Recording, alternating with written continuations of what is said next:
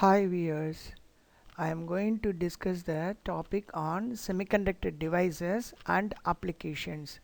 I am Dr. R. Tilakkumar, Assistant Professor of Physics, Periyar Arts College, Kadalur. Introduction.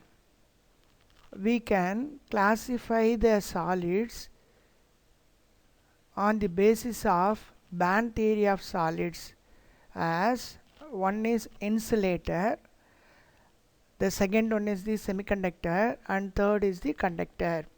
Insulator is nothing but it does not conduct electricity.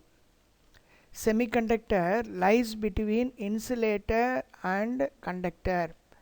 At an ordinary temperature, the semiconductor acts as an insulator. When the temperature increases, the conductivity increases and the resistivity of the semiconductor decreases. In that case, it acts as a conductor. Glass, plastic, wood are the good example for insulator. Germanium and silicon are the good example for semiconductor. Copper and aluminum are the good examples for conductor. Energy bands. Here we can see how the energy band is formed to classify the solids on the basis of the energy bands. In the case of a single isolated atom, the electrons in any orbit possesses definite energy. However, an atom in a solid is greatly influenced by the closely packed neighboring atoms. The result is the electron in any orbit of such an atom can have a range of energies rather than a single energy. This is known as energy band. The range of energy possessed by an electron in a solid is known as energy band. Though there are number of energy bands in solids, the following are of particular importance. This is the energy band diagram for insulator, semiconductor and conductors. In the case of conductors, the conduction band and the valence band overlap each other.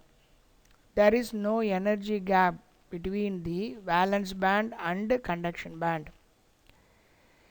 In the case of insulator, there is a large band gap between valence band and conduction band. In the case of semiconductor, there is a small band gap between valence band and conduction band. In the case of semiconductor, the order of band gap energy is about 1.1 electron volt. In the case of insulator, the band gap energy is in the order of 7 electron volt. The electrons in the valence band are called as valence electrons. The electrons in the conduction band are called as free electrons. When an electron jumps from valence band to conduction band, a whole electron pair is created. Semiconductors. The addition of a small percentage of foreign atoms in the regular crystal lattice of silicon or germanium produces dramatic changes in their electrical properties, producing N-type and P-type semiconductors. Actually, there are two types of semiconductor. One is called intrinsic semiconductor. or pure semiconductor, that is germanium or silicon are called as intrinsic semiconductor, and the other one is called as extrinsic semiconductor.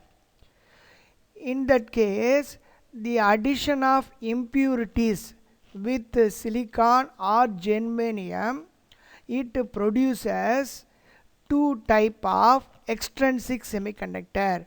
One is called as n-type semiconductor and other one is called p-type semiconductor. N-type and p-type semiconductors. How we can get n-type and p-type semiconductors?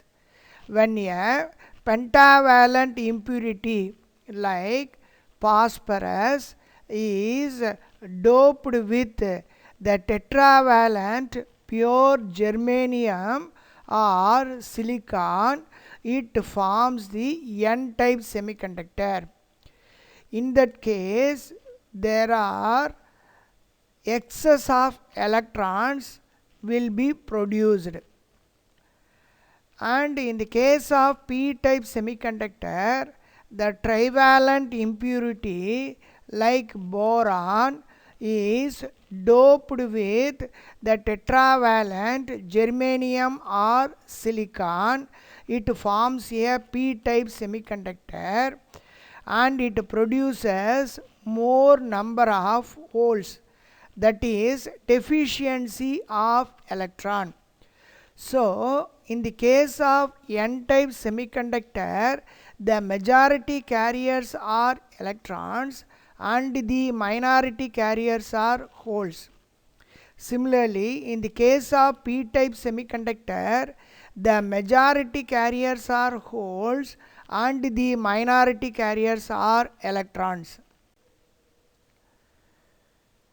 So this is the diagram of doping of semiconductor. The pentavalent impurities like antimony, arsenic or phosphorus will be doped with the tetravalent germanium or silicon. Similarly, the boron, aluminum and gallium are the trivalent impurities and it will be doped with the tetravalent germanium or silicon. In the n-type semiconductor, the atom is called as donor type. In the case of p-type semiconductor, the atoms are called acceptor type. So, since in that case it is ready to accept the electron. But in the case of n-type, there is excess of electrons and it is ready to donate. The covalent bond formation in p-type and n-type semiconductor.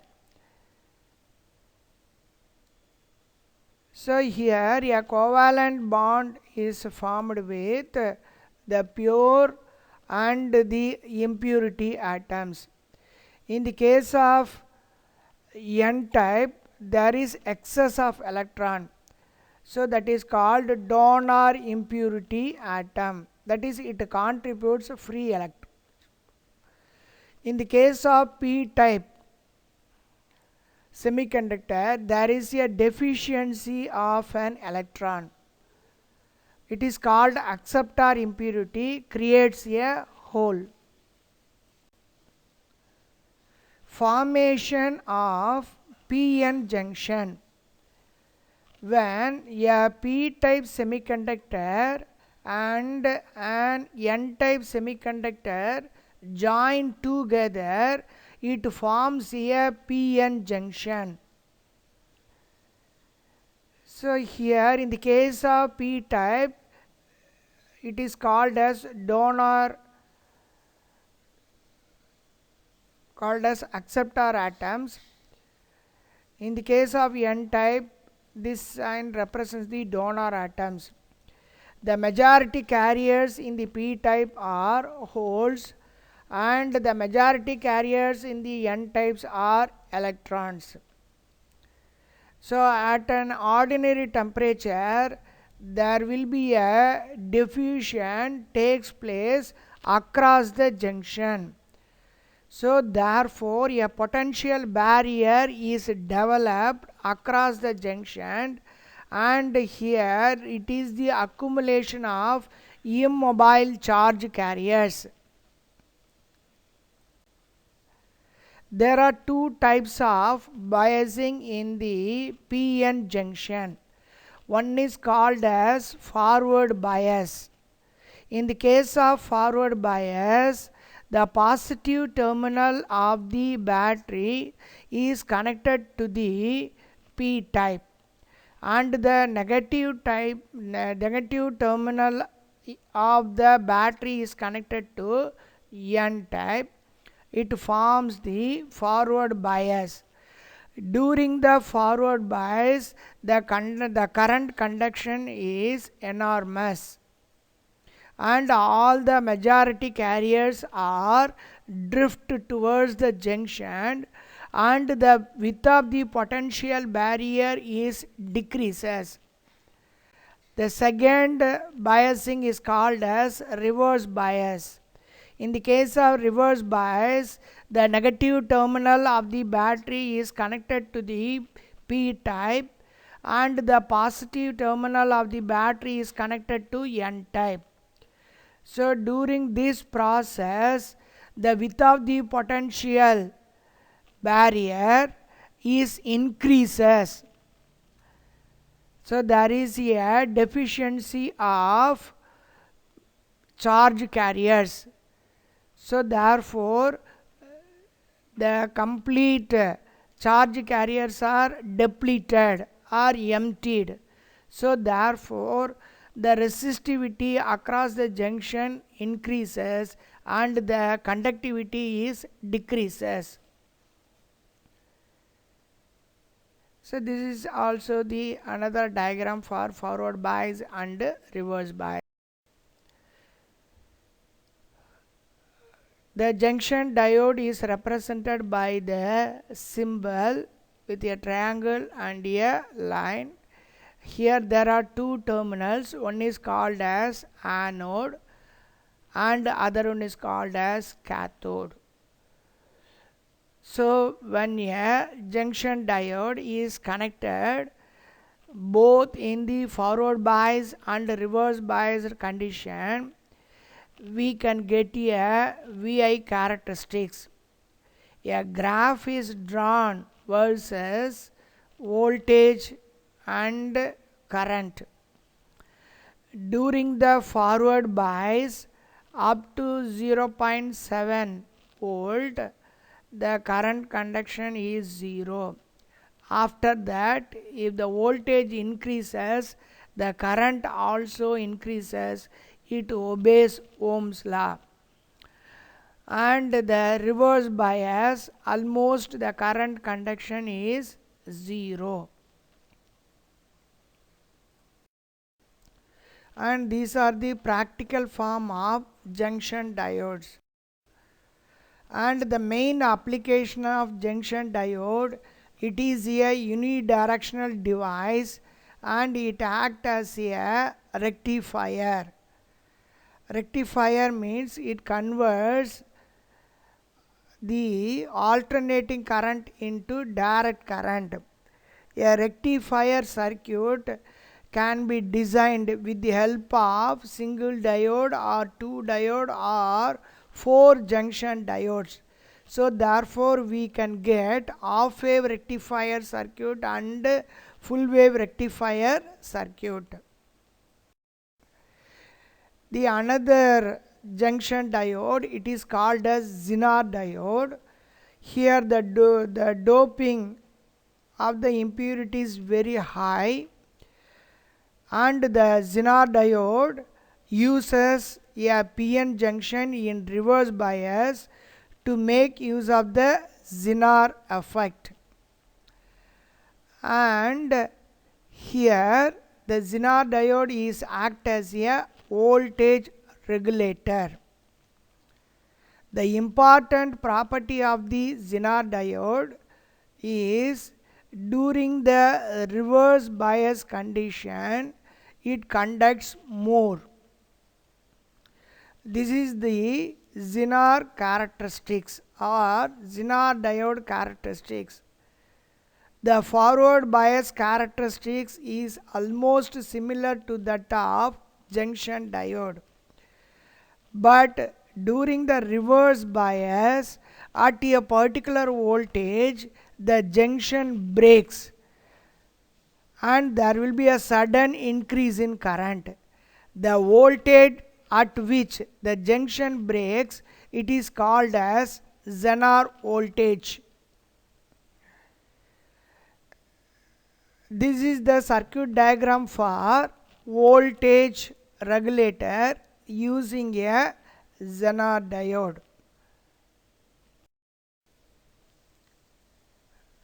The next semiconducting device is the transistor.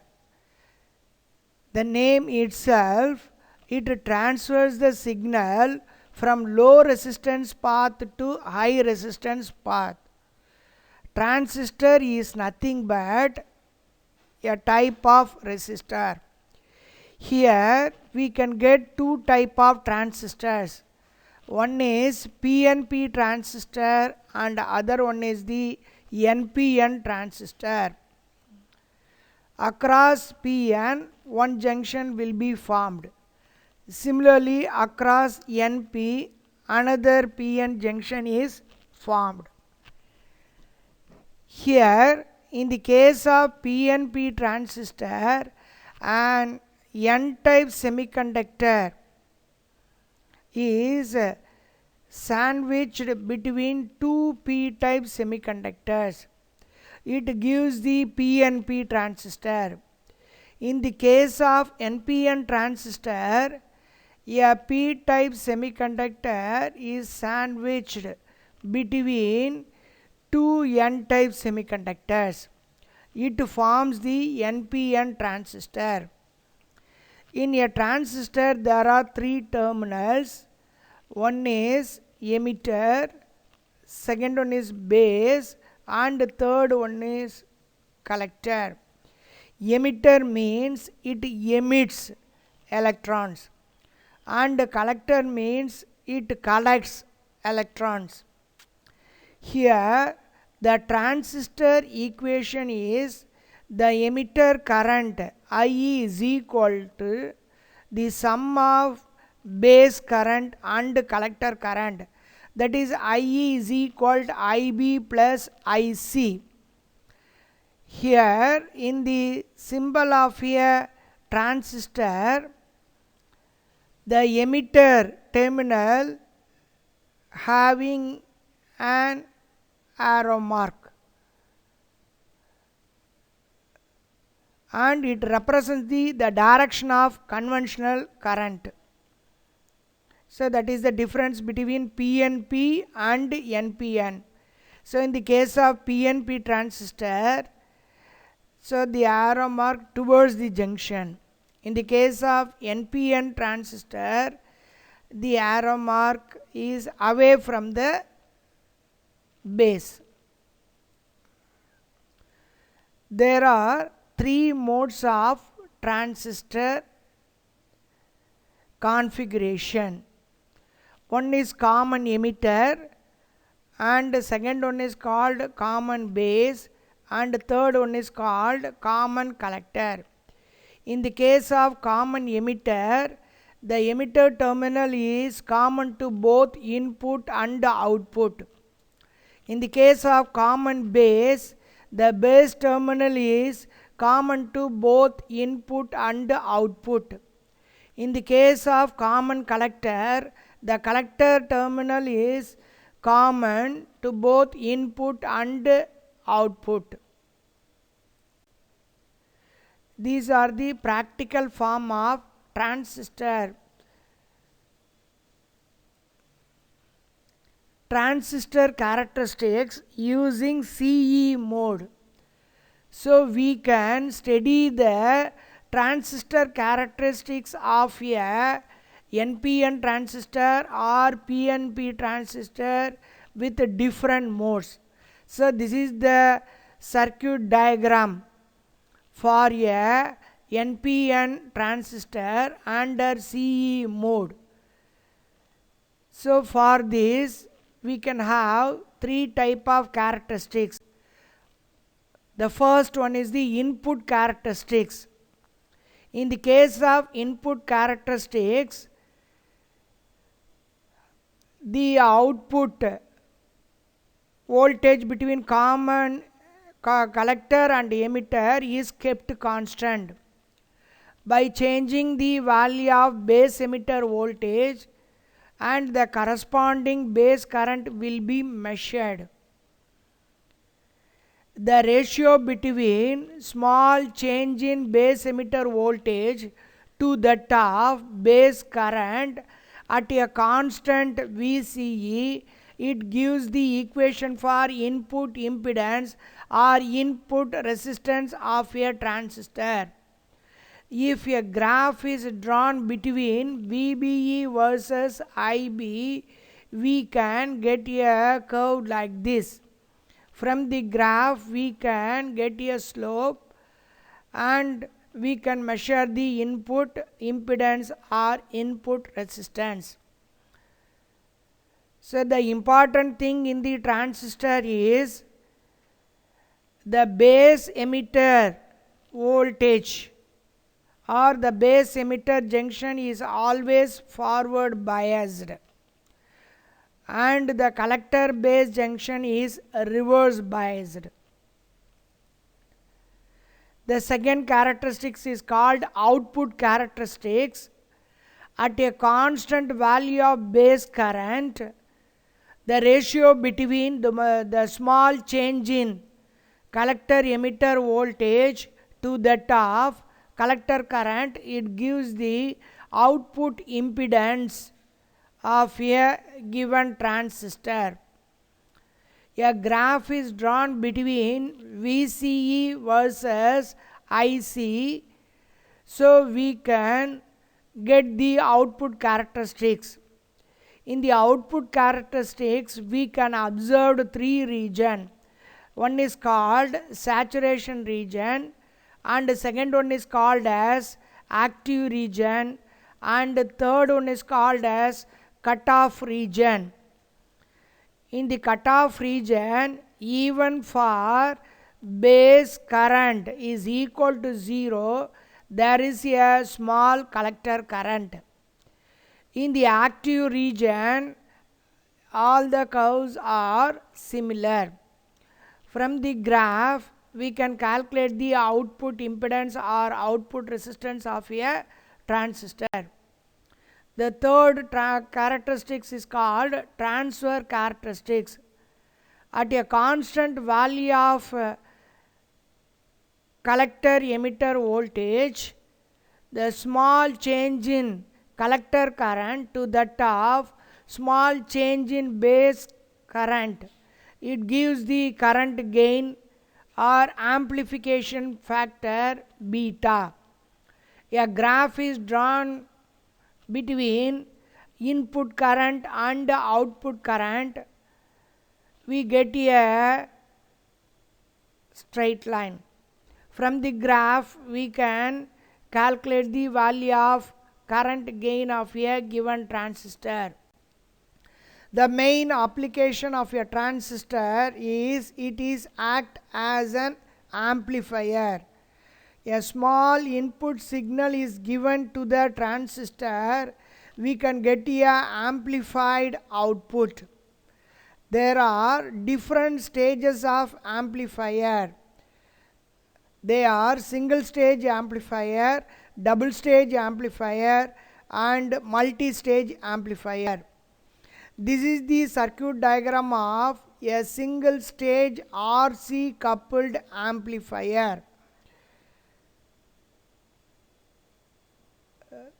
Here the biasing circuit is provided by the resistors R1, R2 and Re, and here Cin is called as input capacitor.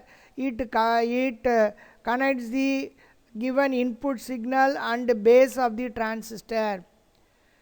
and there is a parallel combination of emitter capacitor and emitter resistor, and it provides the low reactance for the signal.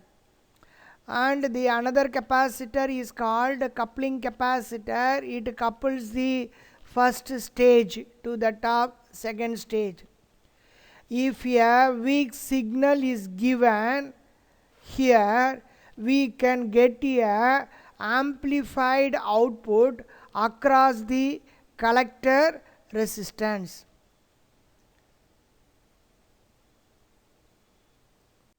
And this is the frequency response curve for a single stage RC coupled amplifier. We can draw a graph between frequency and gain. Here from the graph we can get three regions. One is called lower frequency region or lower cutoff frequency, and the second one is called mid frequency region, and the third one is called a higher cutoff region or higher frequency region.